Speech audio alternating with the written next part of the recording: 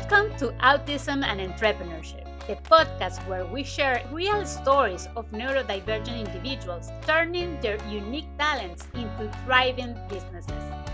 To launch our very first episode, we have a special guest, Mariella Mongiovi, founder of Crystal Ladder Learning Center, an innovative therapy center inspired by her twin daughters with autism. Mariella created a space that transforms lives through therapies like ABA, equine therapy, and hydrotherapy. If you have ever been afraid to take the leap into entrepreneurship, her story will inspire you to dream big and embrace your purpose. Let's dive in. Thank you very much for this moment that you guys take. I would like to start with telling that I'm from Venezuela. I went to Canada 18 years ago. I have twins that were diagnosed with autism when they were 2 years old. And from there, we started a life change. What was the defining moment that inspired you to create Crystal Ladder Learning Center? So I think Crystal Ladder comes from frustration. I wanted to do so many things for my kids, and I find that I wasn't finding what I really was looking for. So I started with this idea of what I want for my kids and how I can make, instead of complaining all the time, how I can make this better. And that's how Crystal Ladder started 10 years ago in Canada. And now with these changes, how do you think, what was the change from being a mother to become a professional? Never I thought I would be doing a center.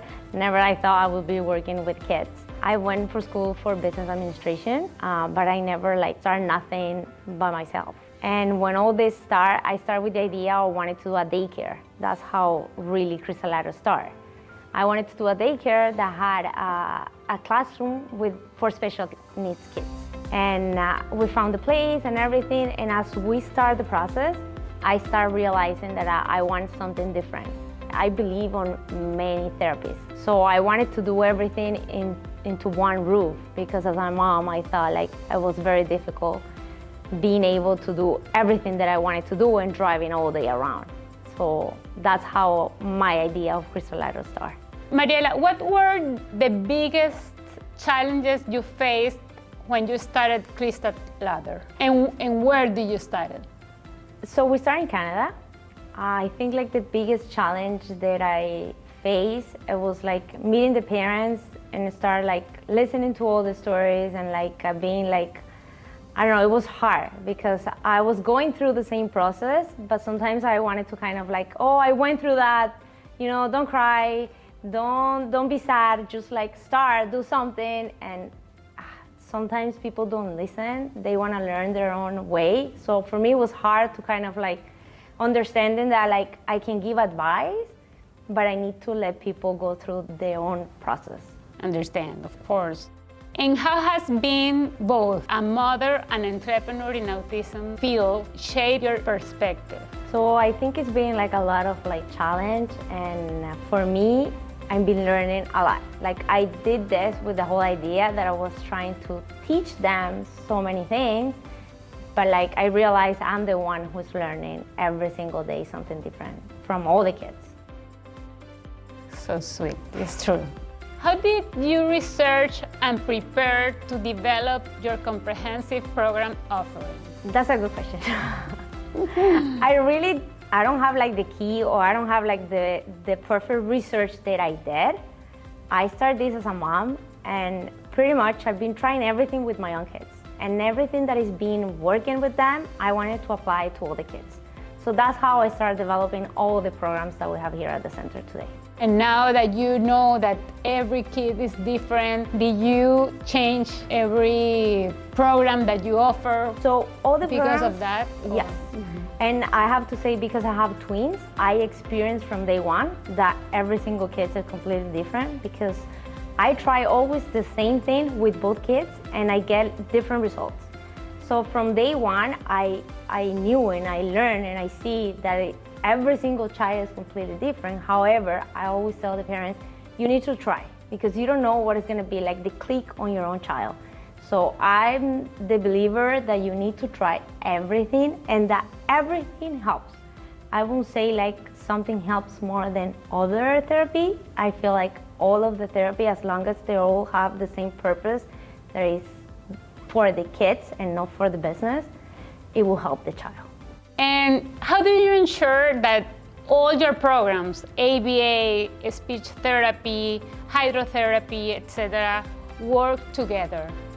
Well, for us, the key is the communication. And we always have like this kind of rule that all the departments need to communicate to each other. We have everything under one roof. However, if the child comes from another company or has another therapy, we're always open to collaborate, because I feel like we all need to work towards the same goal for the child, or else we're just gonna confuse the child. So we make sure we personalize each child treatment, and we have communication between all the departments all the time. And what role has neurofeedback played, and what are the benefits?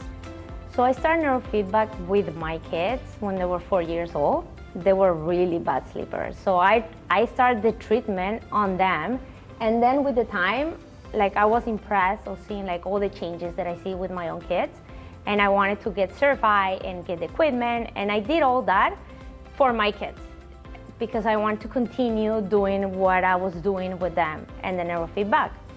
And I started to promote it like once I had like the certification and everything, and I started doing it for my kids. I'm like, okay, let's do it with everybody else that is at the center. And it was hard at the beginning because people had no idea what neurofeedback it was. And I have like a lot of people like hesitating about it. They're like, no, we're not sure. So I started research. And I say to all the families at the center, I say, let's do our research. Half of the people that comes here at the center will do regular therapy plus neurofeedback, and the other half of the center will be doing only therapy. And after 6 months, we can, show how the results were of this. And I have to say, after that, all the kids now at the centers do neurofeedback. Now it's not even an option. Like, it's part of our program, because we saw such a big improvement in all the kids. Like, all the kids were getting improved. Like, it wasn't like only the kids that were doing neurofeedback. But like, combining all the different therapies that we know, plus the brain training, it was giving them like this exponential, like, it was amazing. So I feel like the main barrier we're still facing is when you start treatment with the kids and they're not able to continue treatment because the money, because of it's very expensive, because people don't know. Like, I find a lot of people just get like very focused of like of the diagnosis, and like they only need to do speech therapy because I just want my kids to talk, and it's like they're not open to educate themselves and like see there's so many other things that can help you and your child and your family going through the whole process.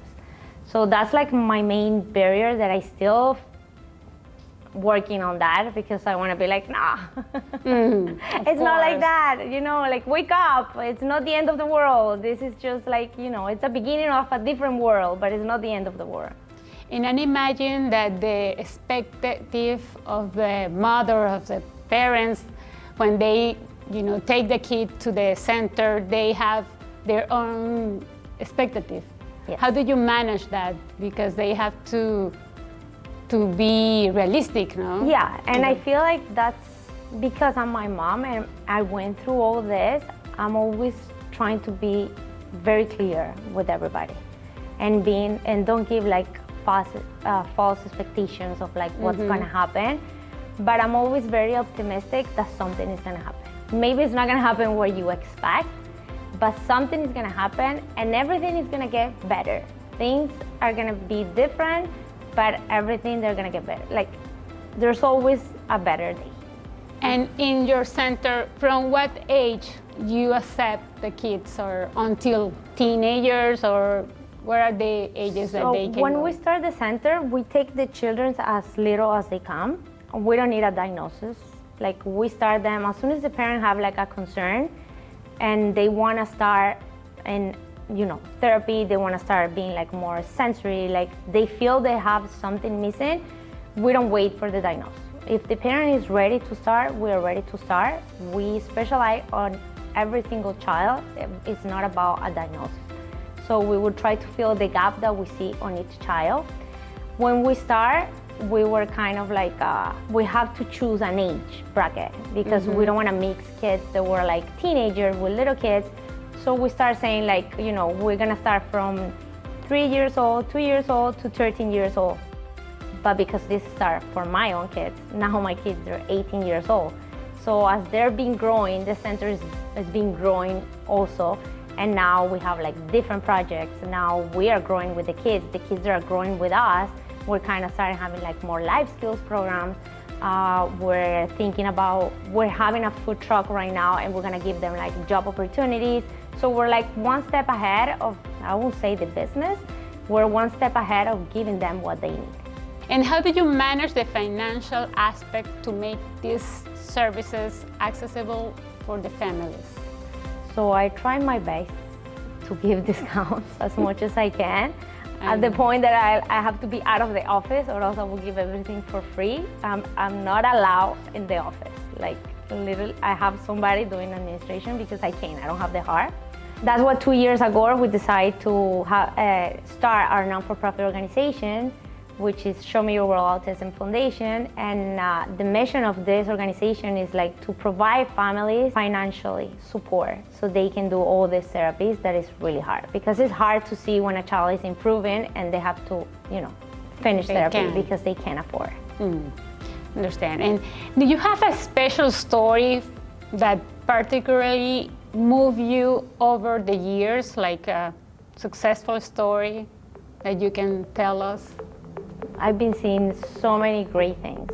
Like, I feel like this teach me so much. When I start, I couldn't like, I think like I never imagined like the things that I could be grateful for. Like when you see a child that doesn't say nothing and then, you know, start talking. And these small things that we take for granted because we don't know.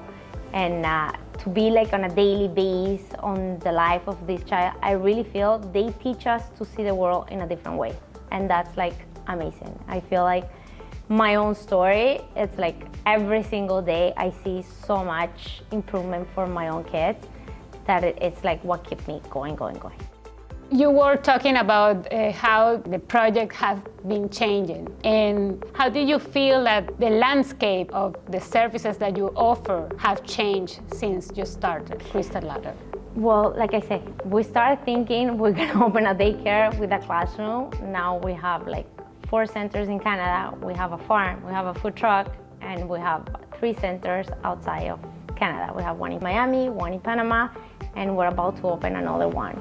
So I never imagined this like will be happen. I never imagined my life changed so much, but I'm so happy because I feel like what I do, it's what is giving my kids something else to do and to follow. I take them with me all the time.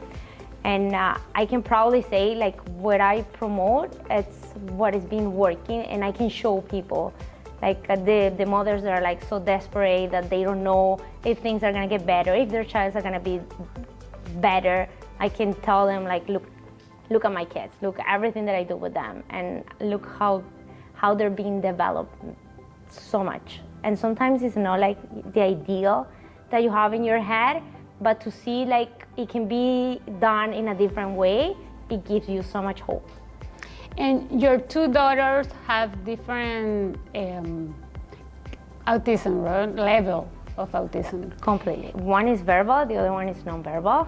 And both of them are you are planning for them to work in Crystal Ladder somehow. Are you planning a future, like an independent future for them to work there? Completely. And that's why we're kind of like, I'm being like always looking for what they're better at.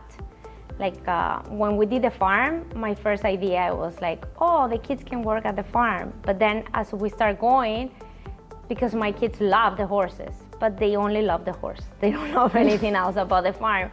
So I got into a point, okay, this was great, but it's not what I'm looking because they don't like the farm. So we keep going to the farm to do the horses, but then I'm like, okay, I need to find something else. And that's how the food truck came in, because they love to cook. So I find like, okay, this.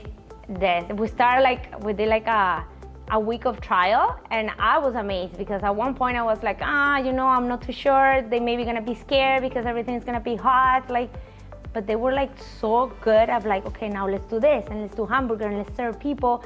And even for the one that is nonverbal, I'm like, okay, like you're gonna cook, but then the other one is gonna be taking the orders, and then give the chance to let the one doesn't talk, how she can take the orders. So, okay, let's do the menus with pictures so the people, like she can only like choose.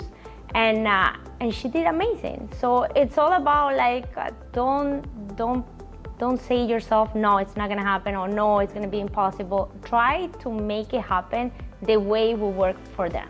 So that's like what I've been learning the most.